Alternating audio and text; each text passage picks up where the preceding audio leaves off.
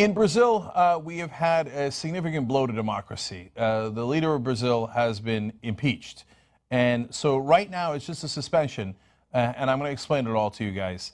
Now, she was unpopular, but there was an intense media campaign, and the media in Brazil is owned by private interests who are all incredibly wealthy.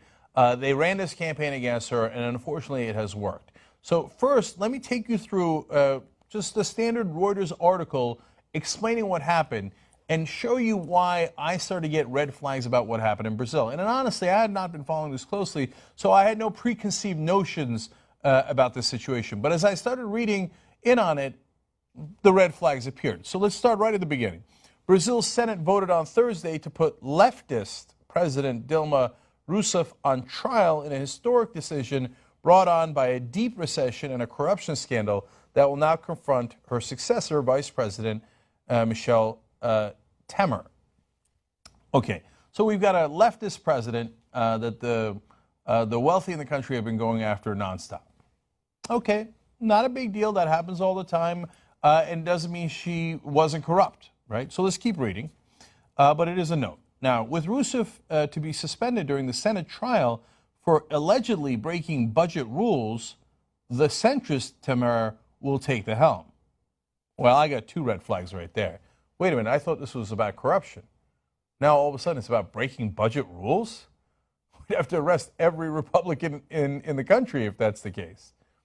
By the way, almost all the Democrats in America as well. Breaking budget rules? That's a thing that you get put on trial for? Okay. Well, let's keep going. See, maybe they have something else on her, and that's just the tip of the iceberg, right? Actually, I already read the whole thing, and they don't have anything else. Breaking budget rules, that's it. And Temer is not in her party, the vice president that replaced her. He's a centrist. Okay, here we go. Get the leftist out, put in the so-called centrist to do exactly what those private interests want. I've seen this movie before. Okay, but let's keep going. Early Thursday, Temer aide said the incoming government would announce a series of austerity measures. Okay, now you can say it with me. Of course! Leftists. No, austerity. Okay, the Brazilian people will pay back those investors, okay? The investors have to have their way, and they will get a good rate of return on the backs of the Brazilian people. Here comes the austerity measures. Probably had nothing to do with it. Probably those budgetary rules were so important. Okay. Temer plans to appoint Henrique Morales, and sorry for butchering all of these names, a former central bank president and banking executive who's popular with foreign investors. So here comes the people popular with foreign investors. If you haven't seen this movie before, it happens all over the world. You get really wealthy people who donate, sometimes venture capitalists, hedge funds, private equity guys, foreign investors, banks, large banks, right?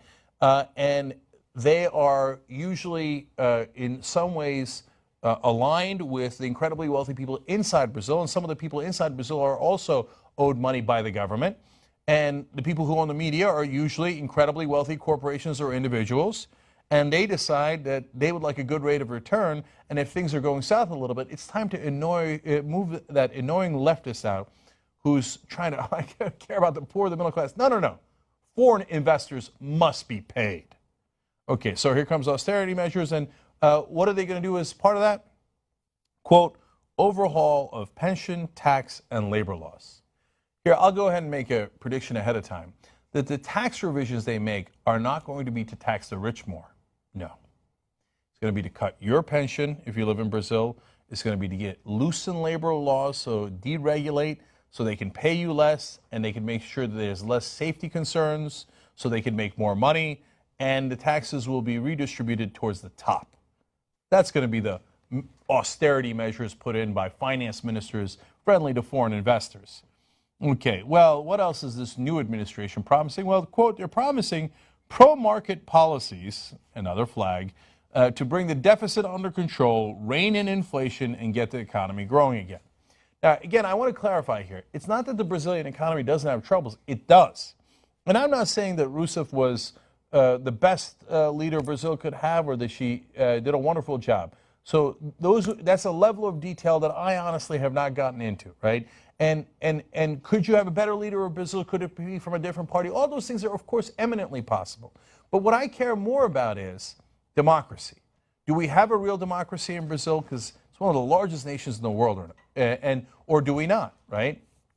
So if all of a sudden you have, in essence, a coup with a made-up charge of violating budgetary rules that has actually nothing to do with corruption, and you remove somebody from power because you want foreign investors to be paid off and for there to be pro-market decisions that are made, that is not the right way to conduct your democracy.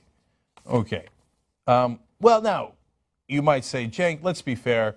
The guy who's replacing her, the vice president, he's probably more popular, right? So fair is fair, because she is, at this point, very unpopular in Brazil. Okay, so let's find out what percentage of people in Brazil would like Temer to be the president instead. Just 1% of those surveyed would vote for him if there were new elections. Wow. I'm not sure I've ever seen someone more unpopular in my life in any country. He'd get 1% of the vote. Democracy? Who needs that? No, we just get rid of the democratically elected person, who was, by the way, recently re-elected, and we just put in the guy who is maybe the most unpopular guy in the country. Okay, well, now we go to The Intercept, and we find out more about this guy. Okay, he's not popular, but since we had so-called corruption, at least he's probably squeaky clean, right? Here's what The Intercept reports. The person to be installed is awash in corruption, accused by informants of involvement in an illegal ethanol purchasing scheme. He was just found guilty of and fined for election spending violations and faces an 8-year ban on running for any office. They put in a guy who literally won't be able to run for dog catcher in Brazil, and he is the most unpopular politician in the country, but because foreign investors, they got to get paid. So you've got some real issues with the economy and with the budget in Brazil. You had a democracy, you elected someone. Well, the foreign investors didn't like the person you elected. So they did a propaganda campaign against her over and over and over until, well, we invented a non-corruption scandal called budgetary rule violations, and out she goes. The Intercept explains about Temer, the guy coming in, but don't worry, he will faithfully serve the interests of Brazil's richest. He's planning to appoint Goldman Sachs and IMF officials to run the economy and otherwise install a totally unrepresentative neoliberal team composed in part of the same party, PSDB, that has lost 4 straight elections to the PT, that's Rousseff's party. So the party that lost the 4 elections is now somehow, in essence, back in charge along with Goldman Sachs. Now, you can say, hey, The Intercept, Glenn Greenwald, yes, he lives in Brazil, he's an expert, he's a great reporter, but some of you will say, no, he's a progressive, so that's not fair. Well, let's go to The Economist. The Economist is nobody's liberal. Okay, that is a magazine that is fairly conservative, certainly conservative on economic issues. And even The Economist said that this procedure was, quote, a pretext for ousting an unpopular president. So even the conservatives are like, come on, let's keep it real. There was no real corruption scandal here. It's just a pretext, right? We don't like her. We got to get her out. And back to that private media that ran the campaign against her. Reporters Without Borders says, quote, and remember, these are the guys who are in charge of making sure that the journalists are on point, right? They protect journalists. They like media. They like journalists. But here's what they say. In a barely veiled manner, the leading national media have urged the public to help bring down President Dilma Rousseff.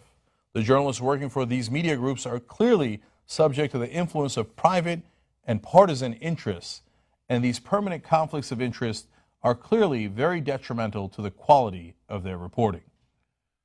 That's a very polite way of saying, yeah, they made up a lot of stuff against her because their corporate bosses told them, we don't like her, we want our guy in charge.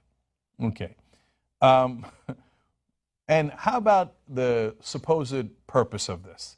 It was because, oh my God, there's corruption, that's why we had to do it.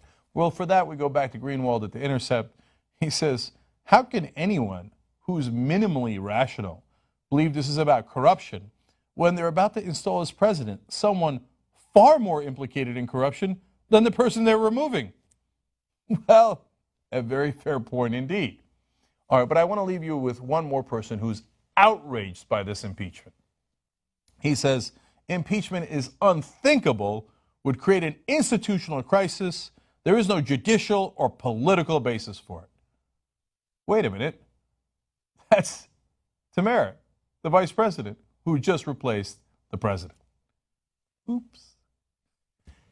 Earlier, even he had said that this is a farce and unacceptable. Now he's like, what am I going to do? I guess I'm president. The least popular, perhaps most corrupt guy in the country, all of a sudden put into power by foreign investors. Does that look like a democracy to you?